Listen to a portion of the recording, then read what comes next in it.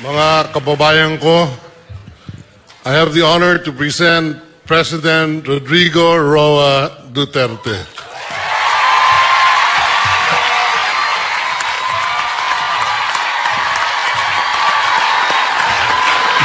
Kindly sit down. Salamat po.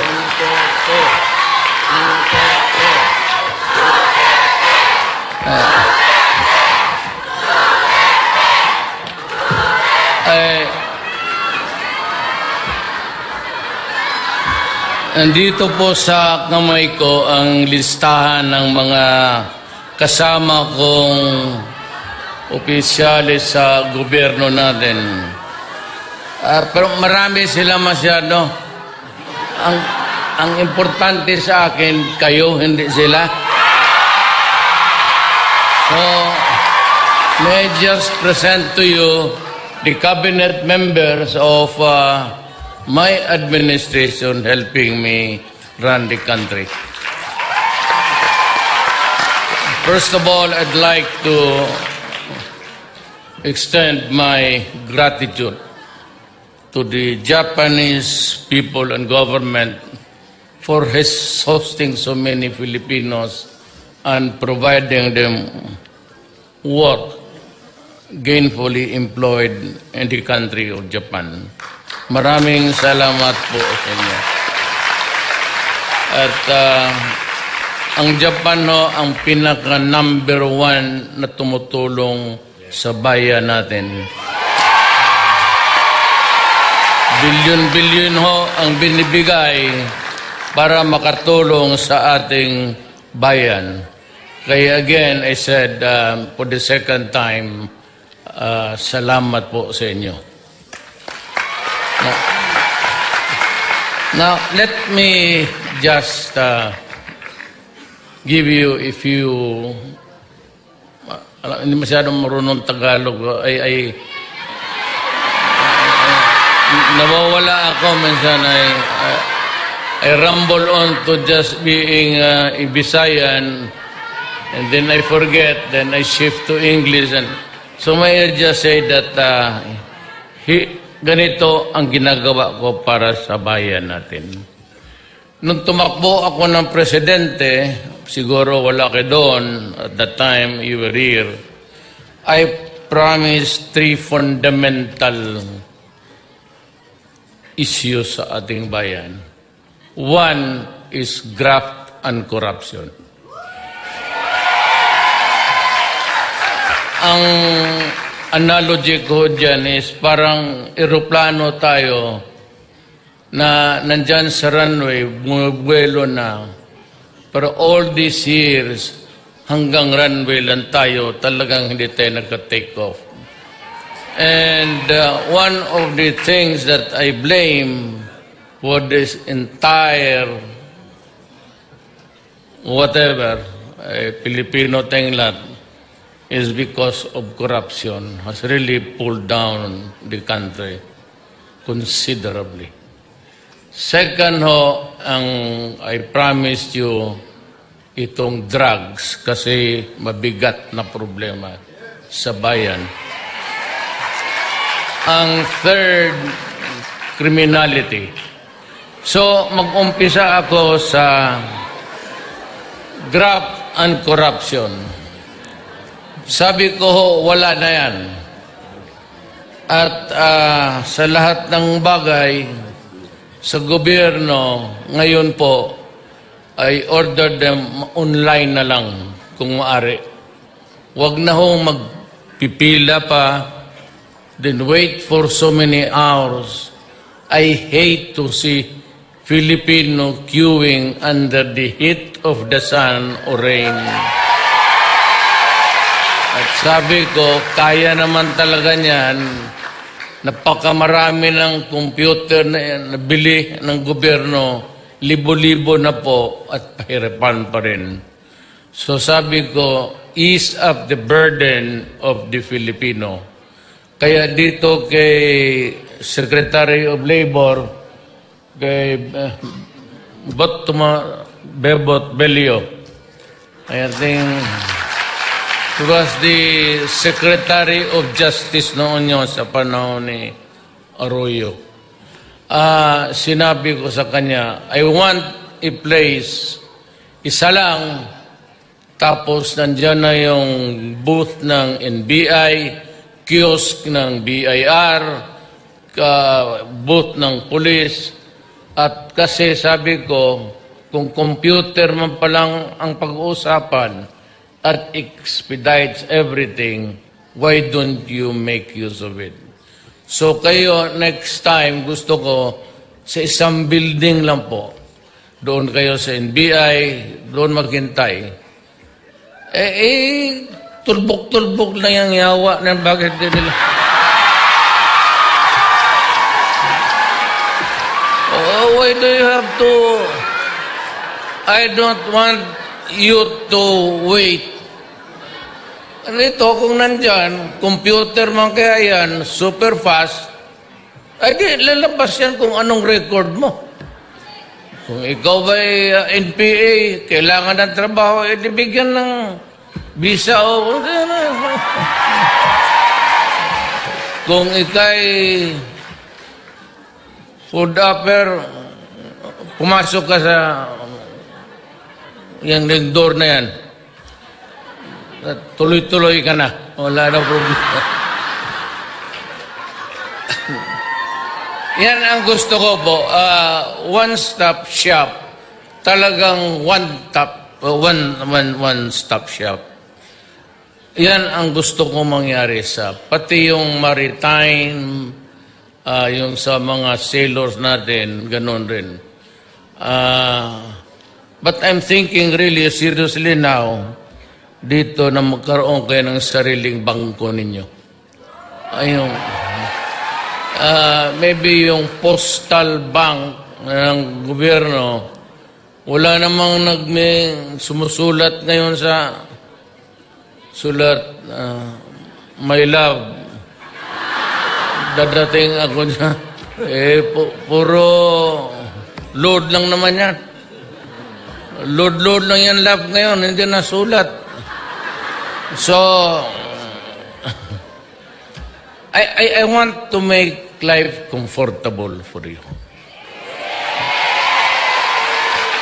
Kaya maasahan ninyo talaga yung korupsyon. Mag-uwi kayo ng Pilipinas, wag na ho kayong matakot, do not worry. At kung ito, hindi ako nagbibiro. Pagpunta mo ng Pilipinas, may police, customs, o immigration at humihingi sa iyo ng pera, sampalin mo.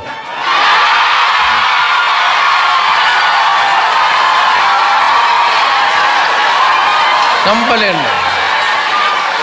Sabihin mo, sabi ni Mayor doon sa Japan pagpunta niya, putang inan, huminti talaga ako.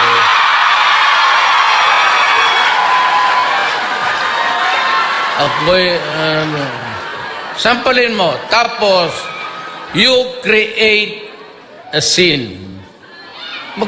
Magsigaw ka, magbastusin mo.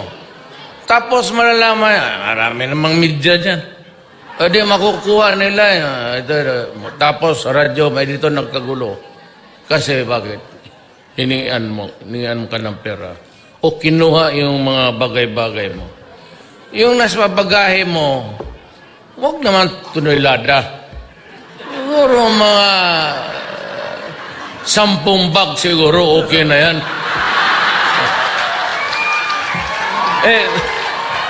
Kung commercial quantity, ika nga, yung sobra-sobra, pagbili-bili mo, medyo mabigat yan. Kasi ako nang may agrabyado niya. Kasi ang taxes o ang buwis. Pero kung yung sa bag mo at kunin yung mga bagay, huwag kang pumayag. Pagka kinuha yung kunin mo ulit, sabihin mo, hindi yan para sa iyo. Kung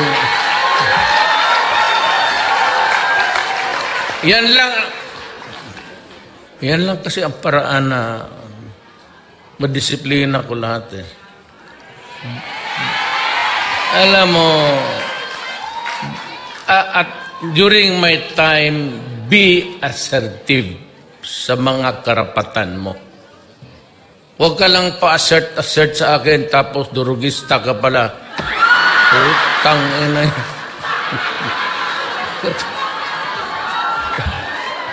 Pero kung sa mga ano ninyo sa buhay, BIR lahat, be assertive. So huwag mong kunin yan. Tapos yung mga, may isang, well, many years ago, I was still mayor. Yung kaisa-isang TV set na dala-dala niya, may nangyari doon sa airport kasi hindi ako nakapigil sa... Pati ba naman yung sabi ko, putang ina liit-liit niyan, pakialaman mo pa. So, makilala ako, sabi ko si Mayor Duterte ako. Putang ina mo, sipain kita dito ngayon.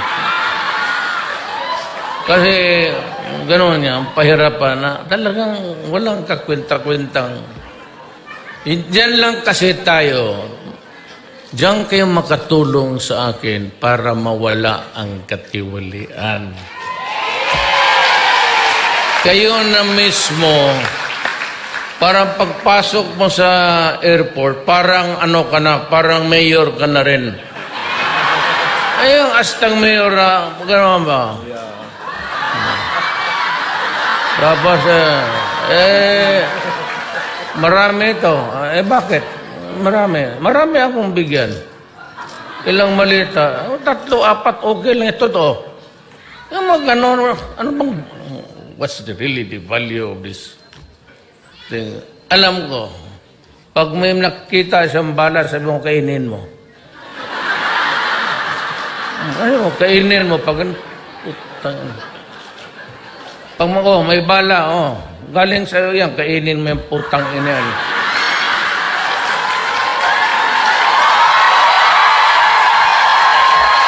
Pag hindi mo kainin kita buhay dito, just be assertive. Tapos kung sa publiko ka, create a scene. Yung magwala ka. Tapos sabihin mo bakit? Na ngayon, pag may number. Ngayon, sa Pilipinas, may PTB4 tayo. After the news, sa umaga, I will require mga 1 hour, text lang kayo. Text mo lang, 888 man yan, text. Dito if you want to name the officer, fine. Sabi mo, ito si Alejandro Martinez, empleyado dito, hiningian ako ng ganon. Lalabas yan sa screen. So, the people of the Philippines would know anong ginagawa nitong ulol na to. Lahat yan, police, military, custom, lahat. Ngayon, in fairness and in obedience to the rule of the right to be heard, bigyan ko siyang panahon. Sagutin rin niya doon sa text. Limited to few sentences. Hindi po totoo yan. Ganun.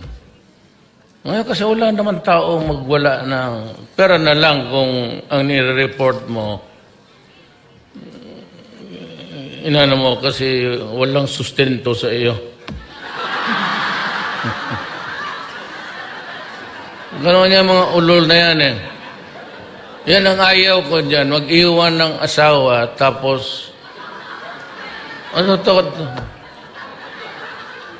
galit. Ako ang iniwan, ako pa ang susustento. Baliktad. Ito mga unggoy na to, iniiwan yung asawa, sumasama sa bata, ayaw pa magsustinto. Ang nangyari sa buhay ko, iniwan ako ng asawa ko, ako ang susustinto hanggang ngayon. Hindi, okay lang, di ba? Kaya nung patawa ito, pero pasaway, pero mabuti lang. Nung nag-oath ako, President, Pilipinas. Asawa kong number 1 nandito. Yung number 2 nandito.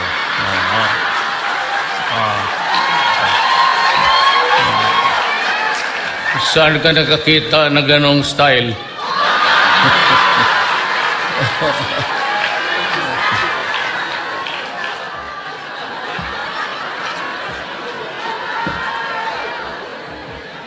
You know, there are things which you cannot avoid in life. But you have to be fair. Yan ang ginatang ko sa lahat ng bagay sa gobyerno. Just be fair to your fellow men. Ngayon, kung hindi mo talaga kaya yung sweldo mo, maliit naman talaga ang sweldo mo. Kaya sabi ko, ako po yung nagsisikap that we will earn more so that by the time, ito ang pangako ko at sana naman sa Diyos sa inyo, na ang pagtrabaho nyo sa labas hanggang dyan na lang. Next generation, Pilipinas na ang kanila. So, we will do away with so many things, corruption, then drugs. Alam mo, mayor po ako. At nung mayor ako sa Davao, alam ko ang problema ng droga. Kaya pa noon, binibira na ako ng human rights. Kasi naman po, sinabi ko, nung na-mayor ako, if you are a kidnapper here, staying in my city, if you are a hold-upper, kung wala ka namang magawa sa buhay mo, kung ikay poridorogista, get out of my city. Yes, kayong taga Davao, alam ninyo yan. Sabi ko talaga, umalis kayo, kundi patayin ko kayo. So, yan ang, do not destroy the generations to come because I will not take it just like that. Talagang ihiritan ko kayo. Sa Davao, we progress not only by leaps and bounds, but we overtook all cities sa Pilipinas in the early stages. The growth rate was about 4. We're hitting 7 at one time. Kaya lang, there's always a limit sa space, pati yung pangyayari sa bayan natin. But we were the highest. Ngayon, ganito rin sana ang gusto kong mangyari sa Pilipinas. Early on, I gave the same warning na huwag ninyong sirain ang bayan kong Pilipinas kasi hindi ko matanggap yan. Talagang papatayin kita. At huwag ninyong sisirain yung mga anak namin kasi yun ang magsubo ng lugaw kung ako'y inutil na. The reason why we protect children is because pagdating natin sa edad, sila na yung bibili ng medicine. Hindi naman tayo. Sila na yung magpakain, oxygen, hospital, lahat. So, we take care of them. We gave a premium, importansya talaga sa tao. Ngayon, itong mga kalaban ko, kami sa local, yung nag-umpisa talaga ng garbage na yan, sabagay, yung iba totoo. But hindi naman lahat. But anyway, kung saan dyan ang totoo at hindi, basta sinabi ko, ayaw ko. So, that started itong druga-druga, tapos patayan. Noong nagpresidente ako, alam ninyo, sa totoo lang magprangkahan tayo. Tignan ninyo ako sa mata ninyo. It was not until I became the president na lumabas na ang totoo sa bayan natin. Hundreds of thousands Pati ako natulala. Alam ko sa Davao problema, but when I started to squeeze everybody, lumabas ang totoo. The naked truth was that we are a nation na napakaraming addict. Itong Amerika, itong mga EU, itong mga progressive countries, they kept on hammering the issue against me. Sabi nila, marami na 3,000 na daw ang patay. Hindi na lang inisip ng mga ulol na to. Putang ina nila.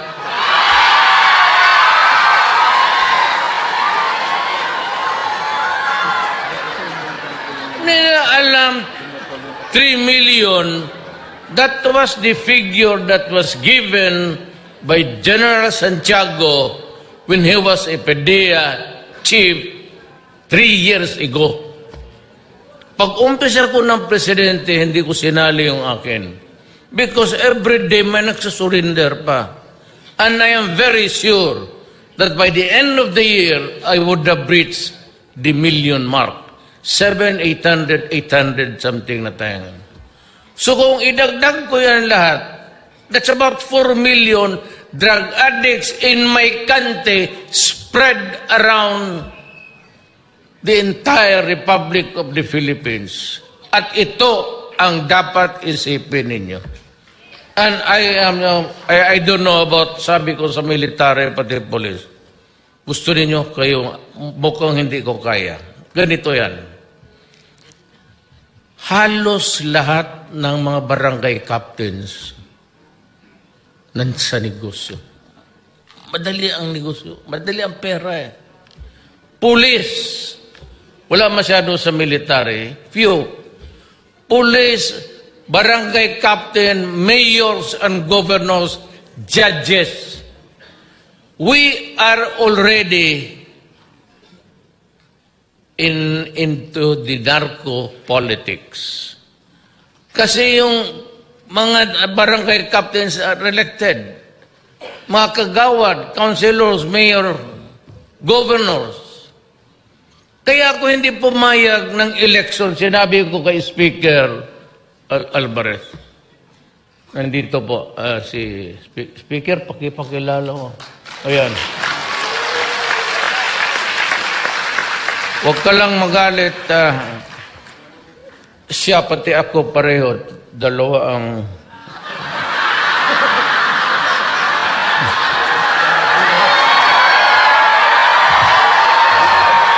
Totoo man.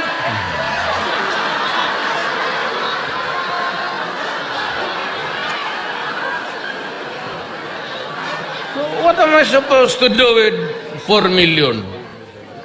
3 lang nga ang namamatay. Tapos yung garbage, you know, you were around during the campaign. It was never an issue against me about drugs. It was not until after I was hitting the rating na dumikit na ako doon sa 32, 33, 34, tapos 27. Doon, last minute na basura, na ako raw may deposito sa bangko na... May deposito akong billion, ba't pa kaharap kayo dito? Wala na, doon ako sa ibang papasyal-pasyal. So, lumabas yung issue. But, yun yung binusura na sa akin. Ngayon, pinatuloy nila. Tawag ng yellow fever.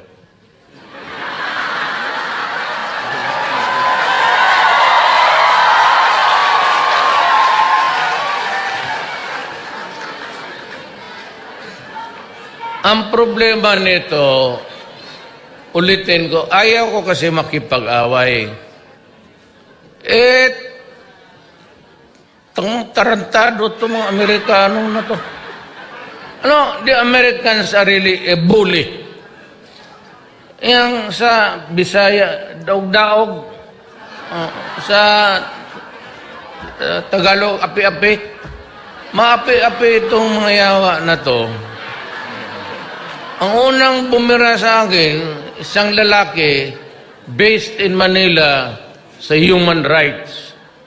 Niwawarningan ako. Pinagpasensyahan ko lang. Okay lang. Bakit? Totoo naman.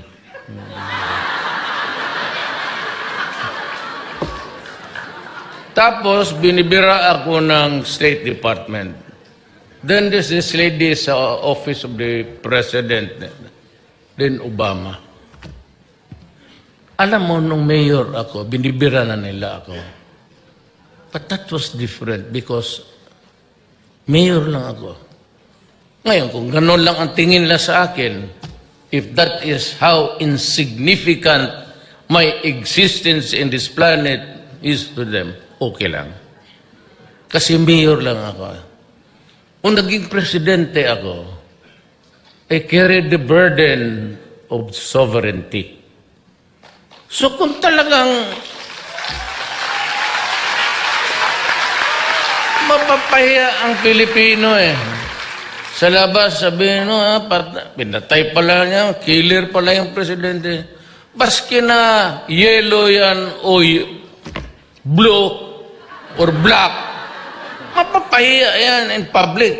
Mas lalong magalit nga tuloy sa akin. But then, it put everybody in a very awkward position outside. Dito sa Pilipinas, sige, bakbakan tayo, politika. Alam niyo, alam kayo mga taga, alam niyo, basura lahat yan. Okay lang.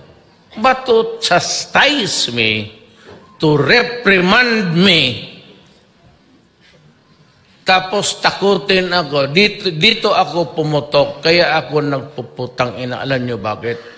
Alam niyo kung bakit? Alam niyo kung bakit? Binabastos kasi tayo.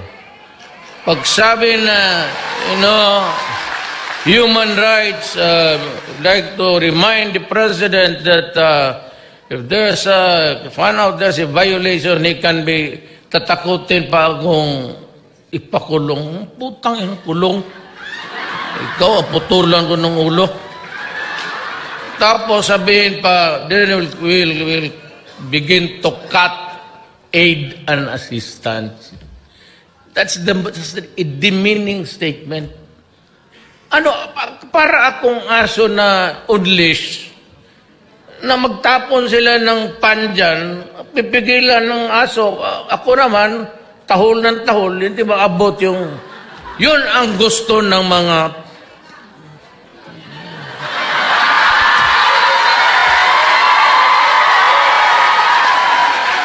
If you have the evidence, go ahead and file the case. Wala akong problema. I can rot in prison for my country. Yan ang magagawa. I am not a Filipino for nothing. Baski ganito lang kami kapobre, wag do not fuck with our dignity.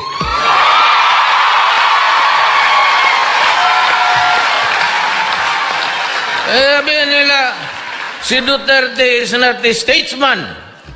He behaves like a hoodlum. Tama ka. Ulol ka pala eh.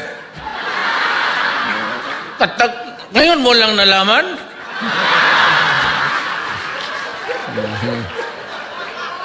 Ganon ako, ganito, ganon. Hindi na bali, basta ganito yan para sa lahat. And this is really for all of you Filipinos and for the entire world. Baski anong bagay magka-diferensya, wag lang basta bayan na ang pag-usapan. Tangina, hindi talaga tayo magkaintindihan.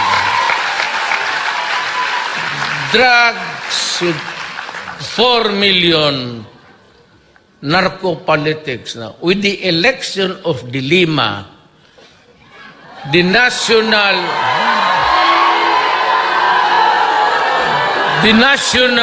portals of narco-politics has entered the political life of our country. Kaya sabi ko, how do you solve now the million. Yan ang hindi tinitignan ng Amerikano. Ang tinitignan lang niya, yun na mamatayan ng mga drug addict. If at all. Ang iba doon, talagang sinalvage. Ewan ko kung sino.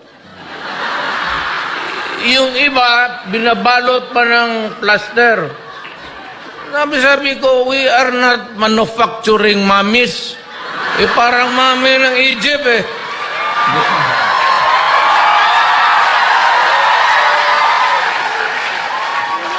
Sabi ko, if you really want to stop the guy, just shoot him with one bullet in the head. And that's it. Bakit man tayo magbalot-balot ba dyan? Ano ito, suman?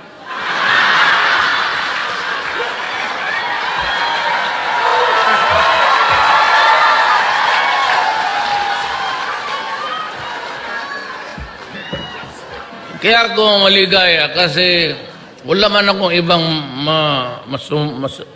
masumbungan sa bisa. Sana ako magreklamo. Di sa inyo. Inaapi-api tayo. But you know, in the course of my Sabico separation, it is provided in the Constitution. Section 7, Article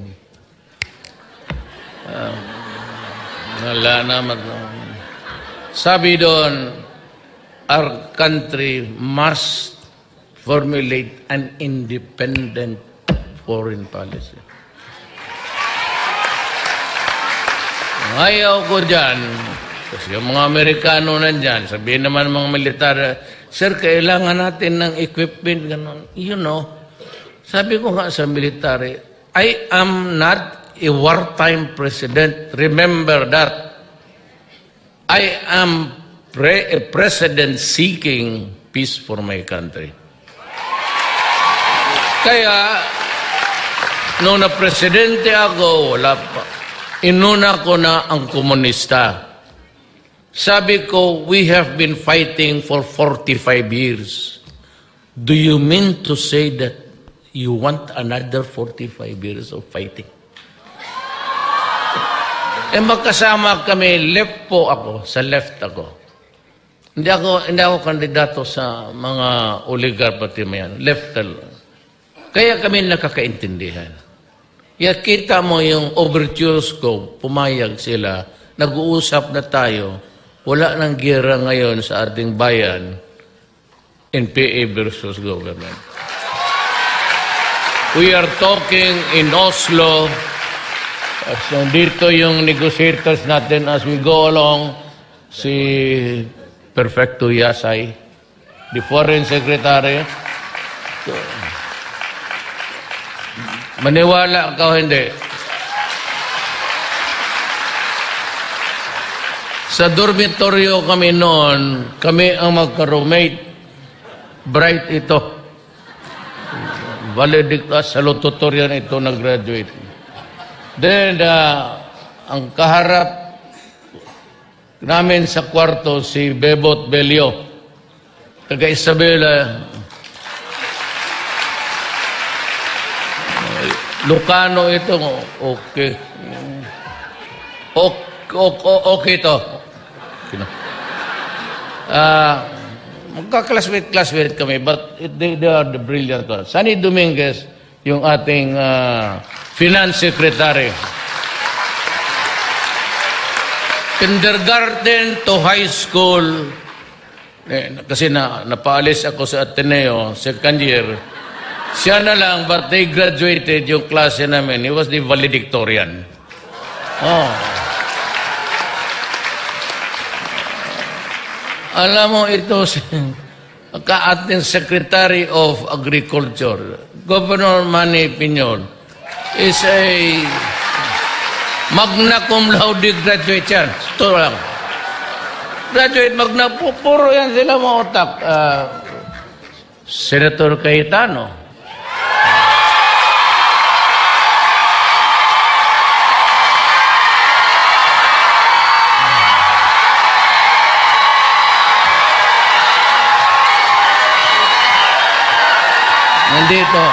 Nandito si Ma'am Lani, Mayor ng Taguig.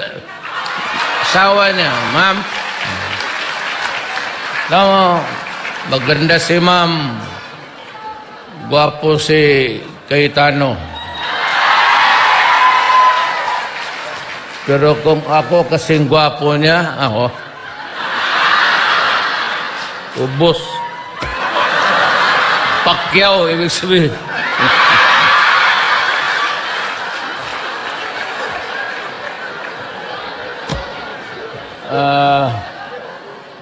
Si Mark Villar sa DPWH. And Defense Secretary natin from Cotabato City, si General Lorenzana. Alam mo ito si General Lorenzana, ang may sabi pa sa akin, taga Cotabato City ito,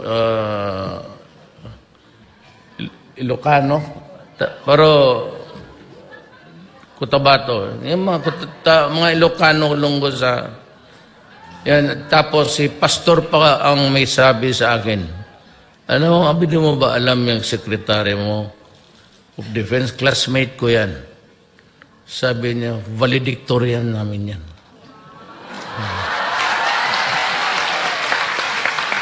Kita mo naman, ang buhok na ubos kaaral.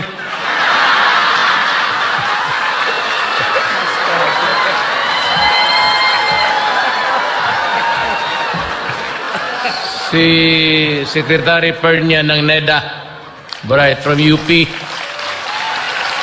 And, totoo lang ha, hindi ako na kilala nyo, Art Togade.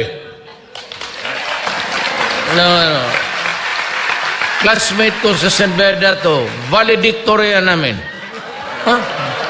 College of Law. 1972.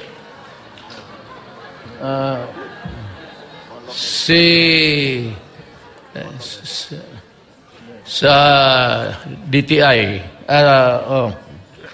sa Go Negosyo. Medyo ito yung... And si Senator Estrada. Senator Estrada. Ang ating national security, pareho yan sila, Estrada yan, basta ganong muka, pareho yan sila. Si Gerald Esperon, ang national security advisor ko. Si cabinet secretary, si June Evasco.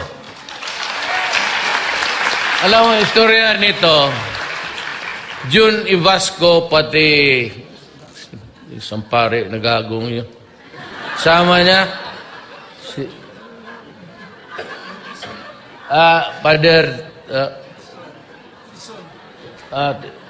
dalawa ito silang pare. Piskal ako noon. Nahuli ito ng military sa Libungan. Cotabato. Nagplenom-plenom ito sila. Natsambahan. Ngayon, ako yung piskal, ako yung inquest, ako lang yung nag-iimbestiga doon ng takot kasi lahat ng sa rebelde. So, sabi ng si Stares kung kilala niya, may nahuli kami dyan, 2 pare. Tapos sabi ko, sa harap talaga ng piskal yan, kasi yung affidavit. Ito bang sinasabi mo dito, totoo to? O sabi, salvage na lang namin. Alang ganda mo. Tangin na mga pare. Padre Tison, isa maliit. Sabi ko, pare. Tapos sabi ko, taga saan ka? Sabi niya, taga Maribuhok ako. Bohol, Maribuhok. Taga roon yung lula ko sa tatay ko. Baka pinsan ko pa yung mga gago kayo. Pare, masabi ko, hayaan mo na lang. So, nung nanalo si Kore, wala silang trabaho, pumunta sa akin. Naghingi ng trabaho, binigyan ko naman. Sabi ko dyan, technical assistant. Eventually, he became my chief of staff. Then to become the mayor of Mariboc for 9 years. Tapos sa cabinet na. Started ito sila. Nag-idea si Andanar Salpanelo. Ang ating gwapo na congressman sa Bohol, Arthur Yap. Tumindi ko na. Si kayon taga Davao, if you remember, pastor ito siya sa Victory Chapel, taga Davao. Pastor Erne Abella. Ito si Energy, si Alcose. Si Wanda Teo ng ating tourism. Si Sal, ito yung abogado ng mga artista. At ito, kung gusto mo na chismis kung anong nangyari talaga. Dito ka, Sal, pwede ka nga.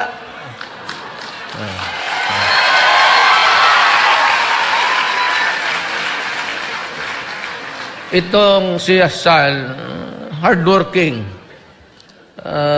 Yumaman lang ito sa mga away ng mga artista. Yung mag-asawa, yung magkakaso-kaso. Ako po ay ordinaryo lang, kagaya ninyo.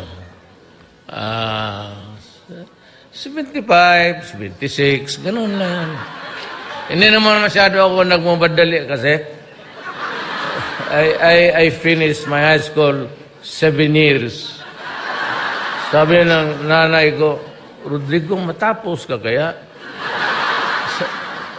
Sabi ko, wala man tayong pagmadalaan dito sa buhay na to. Sige lang, bilyar. Minsan nahuli pa ako ng nanay ko, yung talagang takot, binalo sa ganon-ganon, pak! Kaya yung nanay ko kung buhay ngayon, idemanda ko ng child abuse. Talaga.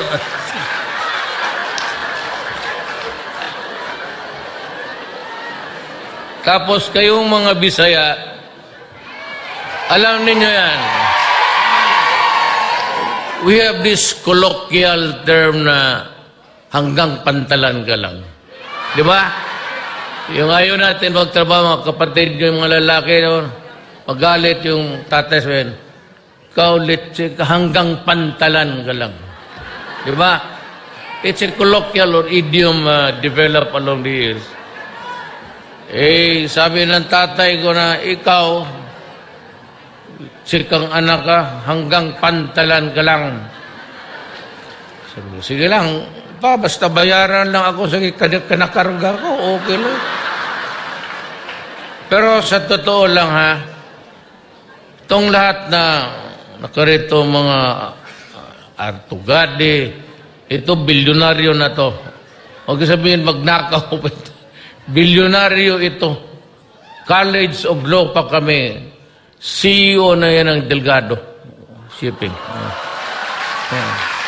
Puro mayayaman. Yasay he's a professor sa Western Side sa Hawaii University. Pero sa awa ng Diyos, ito trabante ko ito lahat.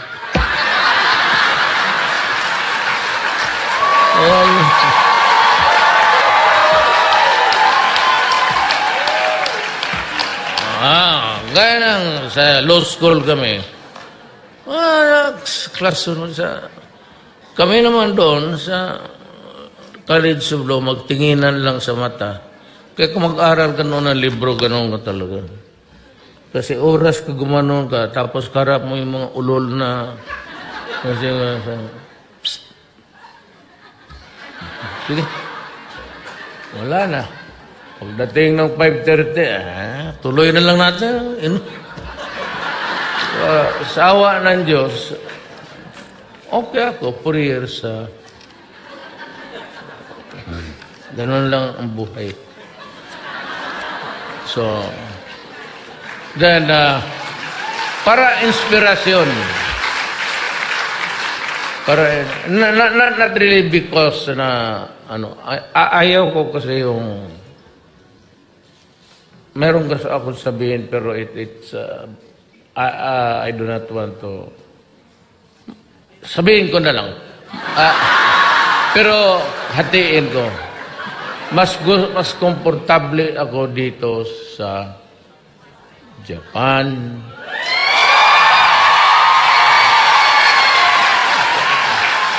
And even China, if I mention the state, kasi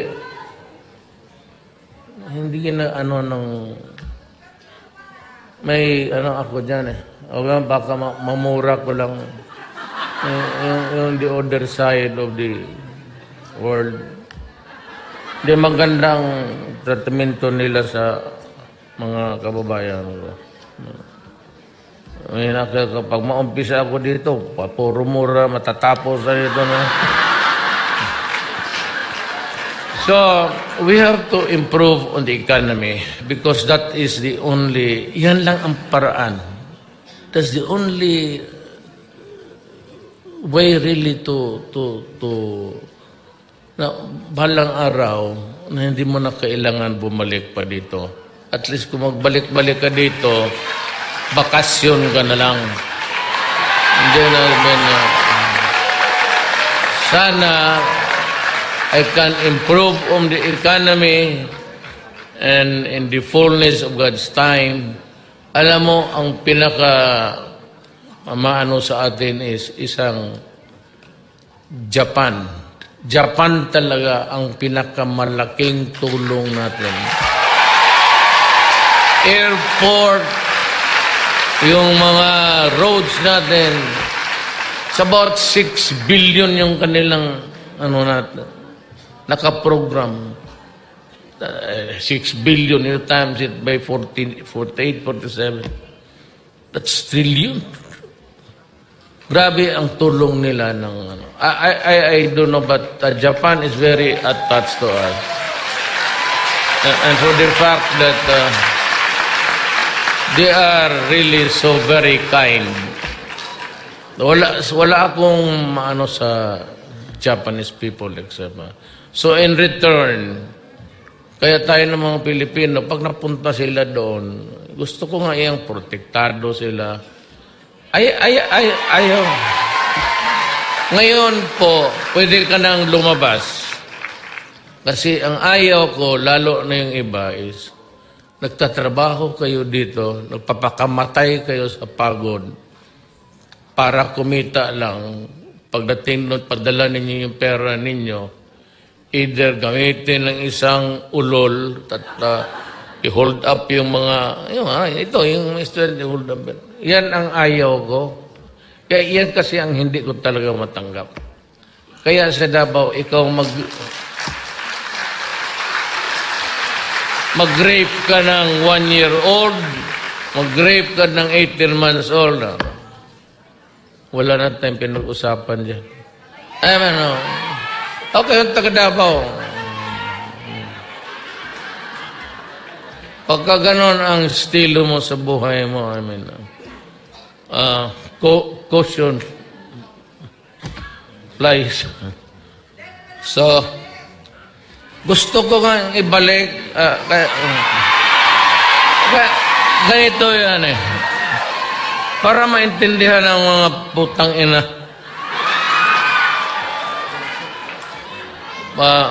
Pero walang itong pare, pero hindi sila kasali sa putang ina.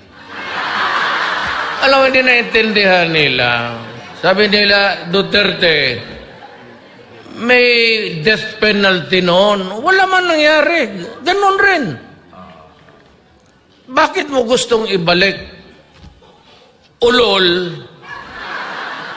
Hindi ka naman tarantado. Hindi ako ang presidente noon.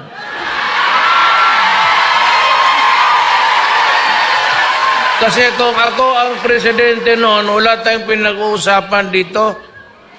Kasi wala daw nangyari. Mayroong death penalty. Ginagamit yung utak. Ilagay mo ngayon yan.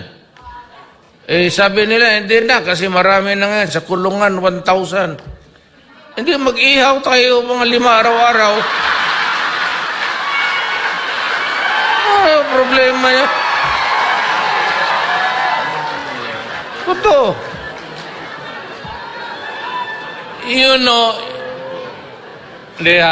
Ganito yan. I will end because mayroon pa akong maraming... Kasi kakahiya naman, pahintayin sila. Ganito na lang. Kalimutan mo na yung Universal Declaration of Human Rights. Kalimutan mo na yung batas natin. Let's just yung pinanganak ka sa mundong ito. Tapos, trabaho ka. Pamilya mo, grade 1 pa lang, alam ko tatay ko noon, mag-loan. Ang nanay ko, 2 retirement days, hindi dying days, maghihiram pa yun ng 5-6. Lahat ng pulis, maestra ngayon, pati army, naghihiram 5-6. Tapos, maubos na yung pera ko, halos hindi ako kakain. Tapos, i-rape mo kasi drug addict ka, siraulo ka, patayin mo. Tanungin kita, gusto mong mabuhay? What gave you the right to rape and kill my daughter? By what law itong universe na ito, sa bundong ito, sino nagbigay sa iyo ng karapatan na patayin mo ang anak ko, i-rape mo? Dito sa kabila, ito, makinig kayo, Amerikano, Bugokski. Ito dito. Anong kasalanan ko sa iyo? Kayong mga gangster, kayong nasa Pilipino, kinig kayo, mga putang ina ninyo, kinig kayo mabuti. Kaya kayo namamatay, ganito. Anong kasalanan ng Pilipino? Anong kasalanan na mag-asawa sa iyo na magluto ka ng siyabo at ipakain mo sa mga anak namin? But what right in this universe to do that? Huwag na tayo mag-isip ng batas-batas. Sagutin mo lang ako. By what right? Anong kasalanan namin at bakit gawin mo yan sa amin? Masagot mo yan, buhayin kita. Putang ina mo, pag wala kang sagot, papatayin talaga kita. Nabubwisit na ako eh. Lang, sagot na. Huwag na yung batas. Sagot mo ang batas, makukulong ka o mamatay ka. Just answer me the question. Who gave you the right to destroy the life of my daughter, raping her, after ravishing her, killing her? But what right do you have na kami kayong tagalabas kung gano'n na lang ang pawis at hirap, saving every, tapos pagdating doon, pabili lang ng sa anak mo para pagdating mo doon, basag na pala. And you know what? Dysfunctional na nga eh. Nandito kayo, may maiwan mga anak. Mabutit na lang kung dala mo. It is by itself a dysfunction already, to be frank with you. Wala na nga ang nanay, tatay, o yung mga sailors. Tapos, lagyan mo pa nando, it becomes really a total dysfunctional family. Magnakaw ito, hindi na mag-aral. So, hindi ninyo you simply overlook the things in life. My American friends, we stick to the fundamental issues about human life. You want to protect, we do not want whoever wants to kill people. You cannot build a nation over the bones of the criminals, if that is what you want to hear. But then, I have to do something by the sheer magnitude of 4 million. Instead of helping me, you are criticized, you chastise me publicly. Insulting, because as a matter of fact, every time you mention about human rights violation, there's always a few words added, and that is the assistance. You can have it. It's all yours. We will survive. I'm sure I would be a villain to... Ngayon lang, maybe at this time, not all Filipinos would took too kindly about my stand. But in the years to come, in the next generation, they would know that there is such a thing in this world as the dignity of the Filipino people. Maraming salamat po.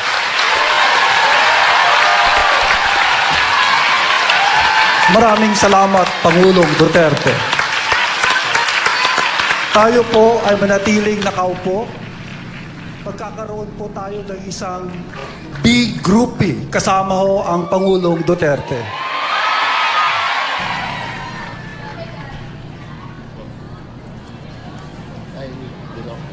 Atin pong natunghayan na naging talumpati ng Pangulong Rodrigo Duterte sa harap ng Filipino community sa Tokyo, Japan, kung saan nagpasalamat ang Pangulo sa pamahalaan ng Japan sa pagbibigay empleo sa ating mga kababayang Pilipino at maging sa bilyong-bilyong dolyar na aid na ibinibigay nito sa ating bansa. Muling iginiit ng Pangulong Duterte ang programa niya mula pa noong siya ay nangangampanya sa pagkapangulo at ngayon ipinagpapatuloy niya sa kanyang administrasyon ang pagsugpo sa graft and corruption, droga at kriminalidad. Ipinaliwanag ng Pangulo ang mga isinasagawa ng kanyang pamahalaan para masugpo ang korupsyon at red tape. Kabilang na nga dito ang pagtatatag ng one-stop shop para sa mga transaksyong pampamahalaan at pagkuha ng ating mga kababayan ng mga dokumento mula sa iba't ibang ahensya ng gobyerno. At pangarap umano ng Pangulong Duterte na sa susunod na henerasyon ay wala nang mangingibambayan na mga Pilipino para magtrabaho. Ayon pa at pagtitiyak pa ng Pangulo sa ating mga kababayang OFW sa Japan, pag uwi nila ng Pilipinas ay hindi sila dapat matakot dahil kanyang tinututukan yung umano'y mga nangungutong sa customs at maging sa mga paliparan. Muling inihayag din ng Pangulo ang kanyang planong TV show dito po sa PTV na sumbungan ng mga mamamayan laban sa mga tiwaling opisyal ng pamahalaan. At ipinaliwanag din ng Pangulong Rodrigo Duterte na yung mga akusasyon na laban sa kanya sa umano'y extrajudicial killings na nagaganap kasabay ng kampanya ng pamahalaan kontra illegal na droga. Hamon ng Pangulo sa kanya mga kritiko, kung may matibay na ebidensya laban sa kanya ay kailangang maghain ang mga ito ng kaukulang kaso. Muling binatikos ng Pangulo ang Amerika sa pagpuna nito sa mga kaso umano ng extrajudicial killings